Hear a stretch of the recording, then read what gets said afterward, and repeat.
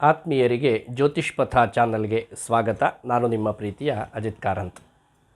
ವೃಶ್ಚಿಕ ರಾಶಿಯವರಿಗೆ 2026ನೇ ಇಸ್ವಿ ಹೇಗಿದೆ ಇದನ್ನು ನಾವು ತಿಳಿದುಕೊಳ್ಳುವ ಕಾಲ. ಅಷ್ಟಮ, ನವಮ, ದಶಮ ಈ ಮೂರು ಮನೆಗಳಲ್ಲಿ ಗುರುವಿನ ಸಂಚಾರ ಹಾಗೂ ಪಂಚಮದಲ್ಲಿ ಶನಿಯ ಸಂಚಾರ ವರ್ಷಪೂರ್ತಿಯಾಗಿ, ಚತುರ್ಥದಲ್ಲಿ ರಾಹು ಹಾಗೂ ಕರ್ಮಸ್ಥಾನದಲ್ಲಿ ಕೇತು. ಇದನ್ನು ಮುಖ್ಯವಾಗಿ ಇಟ್ಟುಕೊಂಡು ಇದೇ ಆಧಾರ ಅಂತ ಈ ಫಲ ನಿರೂಪಣೆಯನ್ನು ನಾನು ಮಾಡ್ತಾ ಇದ್ದೇನೆ. ಕೇವಲ 100ರಲ್ಲಿ 30 ಭಾಗ ಮಾತ್ರ ನಾನೀಗ ಹೇಳುವ ಫಲಗಳು. ಉಳಿದಂತೆ ನಿಮ್ಮ ದಶಾಭುಕ್ತಿ, ಯೋಗ ಫಲ ಇತ್ಯಾದಿಗಳನ್ನೆಲ್ಲ ಇದಕ್ಕೆ ಸೇರಿಸಿಕೊಳ್ಳಬೇಕು.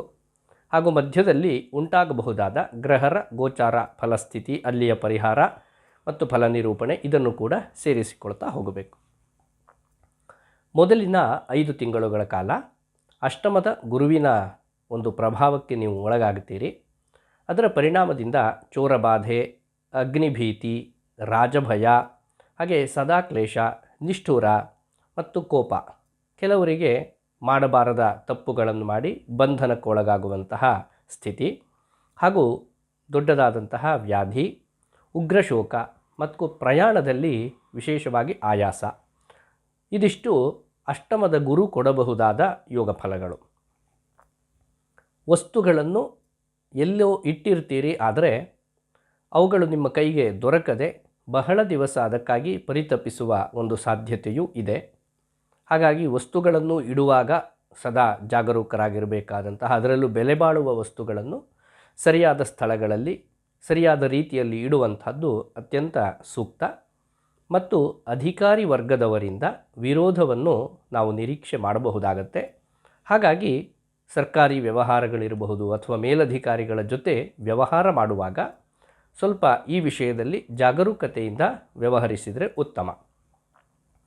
ಸದಾ ಸರ್ವದಾ ಕ್ಲೇಶ ಎನ್ನುವಂಥದ್ದಿರುತ್ತೆ. ಇದಕ್ಕೆ ಧ್ಯಾನ ಅತ್ಯಂತ ಒಳ್ಳೆಯ ಪರಿಹಾರ. ಹಾಗೂ ವಿನಾಕಾರಣ ಕೋಪ ಮತ್ತು ನಿಷ್ಠುರ ಇದನ್ನು ಕೂಡ ಮಾತಿನ ಮೂಲಕವಾಗಿ ಪರಿಹಾರ ಮಾಡಿಕೊಳ್ಳಬಹುದು. ಹಾಗೂ ಯಾವುದೇ ದುರ್ವ್ಯವಹಾರಗಳಲ್ಲಿ ಕೈ ಹಾಕದೇ ಇರುವಂಥದ್ದು ಅತ್ಯಂತ ಕ್ಷೇಮ. ಆಹಾರ, ವಿಹಾರ, ವ್ಯವಹಾರ ಇವುಗಳಲ್ಲಿ ಎಚ್ಚರಿಕೆಯನ್ನು ಪಾಲಿಸಿದರೆ ವ್ಯಾಧಿ ಬಾಧೆಯಿಂದಲೂ ಕೂಡ ದೂರ ಉಳಿಯಬಹುದು.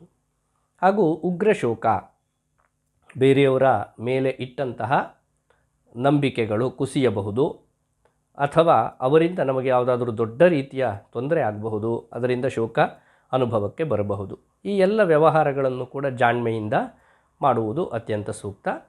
ಹಾಗೂ ದೂರ ಪ್ರಯಾಣವನ್ನು ಈ 5 ತಿಂಗಳುಗಳ ಕಾಲ ನಿಲ್ಲಿಸುವುದು ಒಳ್ಳೆಯದು.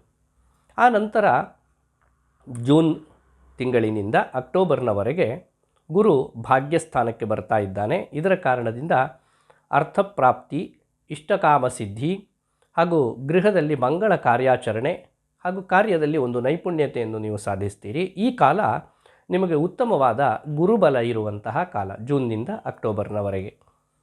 ಆ ನಂತರ ಅವನು ಕರ್ಮಸ್ಥಾನಕ್ಕೆ ಬರ್ತಾ ಇದ್ದಾನೆ.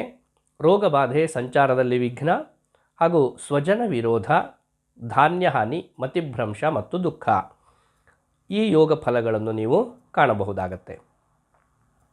ಪಂಚಮದ ಶನಿ ವರ್ಷಪೂರ್ತಿಯಾಗಿ ಮೀನರಾಶಿಯಲ್ಲಿ ಇರ್ತಾನೆ. ಇದರ ಕಾರಣದಿಂದ ಕಾರ್ಯಹಾನಿ, ಮನಸ್ತಾಪ, ಜ್ಞಾತಿ ವ್ಯಾಜ ಅಂದರೆ ಮೊದಲು ಹೇಳಿದ ಹಾಗೆ ಬಂಧುಗಳ ಕಾರಣದಿಂದ ಅನೇಕ ಕಲಹಗಳು, ಹಾಗೂ ಲಾಭ ಪ್ರಮಾಣದಲ್ಲಿ ಕಡಿಮೆಯಾಗುತ್ತಾ ಹೋಗುವಂಥದ್ದು, ಹಾಗೂ ಸುತಧನ ಪರಿಹೀನ, ಮಕ್ಕಳ ಕಾರಣದಿಂದ ಸ್ವಲ್ಪ ತೊಂದರೆಗೆ ಹಾಗೂ ದುಃಖಕ್ಕೆ ಒಳಗಾಗುವಂತಹ ಸ್ಥಿತಿ ಕಾಣಿಸ್ತದೆ. ಕೆಲವರಿಗೆ ಮಕ್ಕಳಿಲ್ಲ ಎನ್ನುವಂತಹ ಚಿಂತೆಯಾದರೆ, ಮಕ್ಕಳಿದ್ದವರಿಗೆ ಆ ಮಕ್ಕಳ ಕಾರಣದಿಂದ ಅನೇಕ ಬಾಧೆಗಳು ಉಂಟಾಗಬಹುದು. ಹಾಗೂ ಚತುರ್ಥದ ರಾಹು, ಕರ್ಮಸ್ಥಾನದ ಕೇತು ಇವರ ಕಾರಣದಿಂದ ಶೋಕ ಹಾಗೂ ಲಾಭ ಉಂಟು. ಕ್ವಚಿತ್ ಲಾಭ ಹಾಗೂ ಆಕಸ್ಮಿಕವಾದ ಲಾಭ ಒದಗಬಹುದಾದ ಸ್ಥಿತಿ ಇದೆ.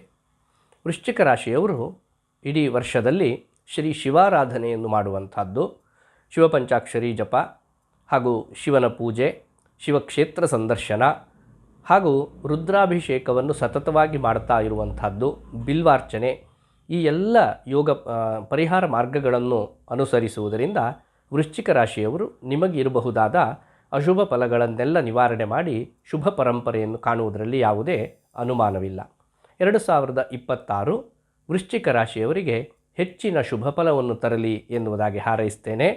ಧನ್ಯವಾದಗಳು. ನಮಸ್ತೆ.